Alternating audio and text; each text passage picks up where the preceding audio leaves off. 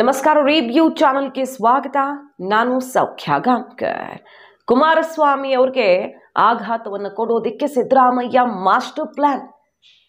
Central minister ಮತ್ತು chief minister ನಡುವೆ ದೊಡ್ಡ ಜಟಾಪಟಿನೇ ಆಗ್ತಾ ಇದೆ, ಮಾತಿನ ಸಮರ ಆಗ್ತಿದೆ. ಈಗ ಮುಖ್ಯಮಂತ್ರಿಗಳು ಯಾಕೋ ಜಿದ್ದಿಗೆ ಬಿದ್ದಂಗೆ ಕಾಣಿಸ್ತಾ ಇದೆ ಮತ್ತು ಕ್ಯಾಬಿನೆಟ್ ಮೀಟಿಂಗ್ ಮಾಡಿ ಒಂದು ಪ್ರಮುಖ ಹೆಜ್ಜೆಯನ್ನ ಕೈಗೊಳ್ಳುವ HDKಗೂ ಸರಿಯಾದಂತಹ ಏಟು ಕೊಡಬೇಕು, ರಾಜ್ಯಪಾಲರಿಗೂ ಸೆಡ್ ಹೊಡಿಬೇಕು, ಒಂದು ಕಲ್ಲಲ್ಲಿ ಎರಡು ಹಕ್ಕಿ ಅನ್ನೋ ಒಂದು ಲೆಕ್ಕಾಚಾರವನ್ನು ಈಗ ಸರ್ಕಾರ ಹಾಕ್ಕೊಂಡಿರೋದು, ಮುಖ್ಯಮಂತ್ರಿಗಳು ಹಾಕ್ಕೊಂಡಿರೋದು, ಕಾನೂನು ತಜ್ಞರ ಸಲಹೆಯನ್ನೆಲ್ಲ ಪಡೆದು ಹೊಸದೊಂದು ಲೆಕ್ಕಾಚಾರ ರೆಡಿ ಮಾಡಿದ್ದಾರೆ ಈಗ ಲೆಕ್ಕರಾಮಯ್ಯ. ಏನದು ಹಾಗಾದ್ರೆ ಮಾಹಿತಿ ಮುಂದೆ ಇಡ್ತಾ ಇದೀವಿ. ಮಿಸ್ ಮಾಡಿದ್ರೆ ನಮ್ಮ ಚಾನಲ್ನ ಸಬ್ಸ್ಕ್ರೈಬ್ ಮಾಡಿ, ನಿಮ್ಮ ಅಭಿಪ್ರಾಯ ಕಮೆಂಟ್ ಮಾಡಿ ತಿಳಿಸಿ. ವೀಕ್ಷಕರೇ, ಒಂದು ಕಡೆ ಮುಖ್ಯಮಂತ್ರಿಗಳ ಟೆನ್ಷನ್ಗೆ ಕಾರಣ ಆಗಿರೋ ಮೂಡಾ ಕೇಸ್ ಹೈಕೋರ್ಟಲ್ಲಿದೆ. ಭವಿಷ್ಯ 29ನೇ ತಾರೀಕು ನಿರ್ಧಾರ ಆಗುತ್ತೆ. ಬಹುತೇಕ ಅವತ್ತಾಗಬಹುದು, 2 ದಿನ ಟೈಮ್ ತಗೊಳ್ಬೋದು, ಏನಾದರೂ ಸರಿ 29ಕ್ಕೆ ಕಾಯ್ದಿರಿಸಲಾಗಿದೆ. ಅಲ್ಲಿ ತನಕ ಏನು ಹೇಳೋದಕ್ಕೆ ಸಾಧ್ಯ ಇಲ್ಲ.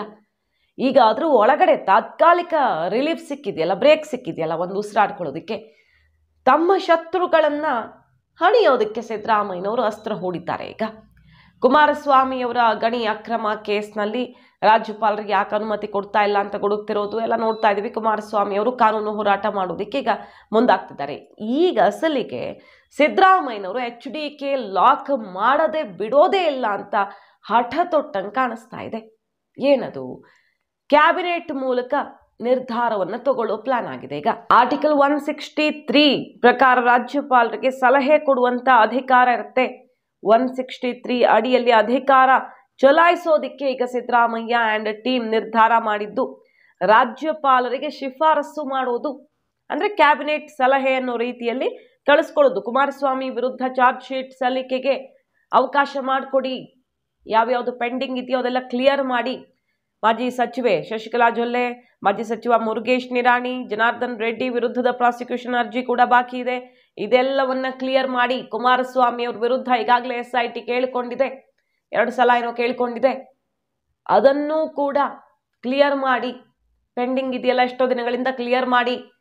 ಆರ್ಟಿಕಲ್ 163 ಅಡಿಯಲ್ಲಿ ಅಧಿಕಾರ ಚಲಾಯಿಸುವ ಮೂಲಕ ರಾಜ್ಯಪಾಲರನ್ನ ಇಕ್ಕಟ್ಟಲ್ಲಿ ಸಿಲುಕಿಸುವ, ರಾಜ್ಯಪಾಲರ ಮೇಲೆ ಒತ್ತಡ ಹೇರುವಂತಹ ತಂತ್ರದ ಮೊರೆ ಹೋಗ್ತಿದೆ ಈಗ ಸಿದ್ದರಾಮಯ್ಯ ಅಂಡ್ ಟೀಮ್ ಅಂತ ಹೇಳಲಾಗ್ತಿರೋದು.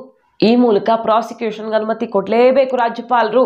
HDK ವಿರುದ್ಧ ಅನುಮತಿ ಸಿಕ್ಕಿಬಿಟ್ರೆ ಚಾರ್ಜ್ ಶೀಟ್ ಆಗುತ್ತೆ.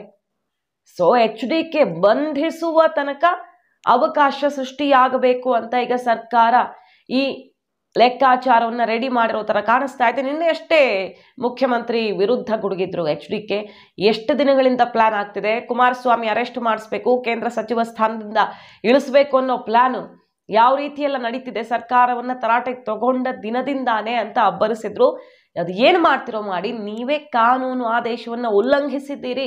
ನಾನು ಈ ಕೇಸ್ನಲ್ಲಿ ಸುಪ್ರೀಂ ಕೋರ್ಟ್ಗೆ ಹೋಗಿದ್ದೆ. ಕೋರ್ಟು 3 ತಿಂಗಳ ಒಳಗಡೆ ರಿಪೋರ್ಟ್ ಸಲ್ಲಿಕೆ ಮಾಡೋದಕ್ಕೆ ಅವಕಾಶ ಕೊಟ್ಟಿತ್ತು. ಇಷ್ಟು ದಿನ ಏನು ಮಾಡ್ತಿದ್ರಿ?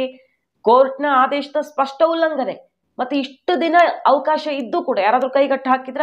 ಯಾಕೆ ಮಾಡಿರ್ಲಿಲ್ಲ? ಈಗ ಯಾಕೆ ದಿಢೀರ್ ಅಂತ ಓಪನ್ ಆಯ್ತು ಕೇಸು ಅಂತೆಲ್ಲ ವಾಗ್ದಾಳಿ ನಡೆಸಿದ್ದಾರೆ. ಮತ್ತು ನನ್ನ ಸಹಿಯನ್ನೇ ಫೋರ್ಜರಿ ಮಾಡಿರೋದು, ಯಾವ ಪ್ರಯೋಗಾಲಯಕ್ಕಾದ್ರೂ ಕಳಿಸಿ ತರಿಸ್ಕೊಳ್ಳಿ.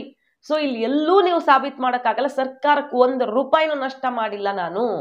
ಅದನ್ನ ತನಿಖೆ ಮಾಡಿದಾಗ ಸ್ಪಷ್ಟವಾಗಿ ಗೊತ್ತಾಗುತ್ತೆ ಯಾವ ದಾರಿಲಿ ಬೇಕಾದ್ರೂ ಹೋಗಿ ಅಂತ ಸೆಡ್ ಹೊಡೆದಿರೋ ಹೊತ್ತಲ್ಲಿ ಈಗ ರಾಜ್ಯಪಾಲರಿಗೆ ಸರ್ಕಾರದಿಂದ ಒತ್ತಡ ಹೇರುವಂತ ಆರ್ಟಿಕಲ್ 163 ಮೂಲಕ ಒತ್ತಡ ಹೇರುವ BJPಯ ಬೇರೆಯವರ ಅರ್ಜಿ ಏನು ಬಾಕಿ ಇದೆ ಅದನ್ನೆಲ್ಲ ಕ್ಲಿಯರ್ ಮಾಡಿ ಅಂತ ಶಿಫಾರಸನ್ನ ರಾಜ್ಯಪಾಲರಿಗೆ ಮಾಡುವಂತಹ ನಡೆ ಈಗ ಕುತೂಹಲಕ್ಕೆ ಕಾರಣ ಆಗಿರೋದು. ಬಹುತೇಕ ಆ ದಾರಿಯನ್ನ ಹಿಡಿಯುವ ಸಂಭವ ಕಂಡು ಬರ್ತಾ ಇದೆ. ಮೂಡಾ ಕೇಸಲ್ಲಂತೂ ದಾಖಲೆಗಳ ಮೇಲೆ ದಾಖಲೆ ತೆಗಿತಿದ್ದಾರೆ.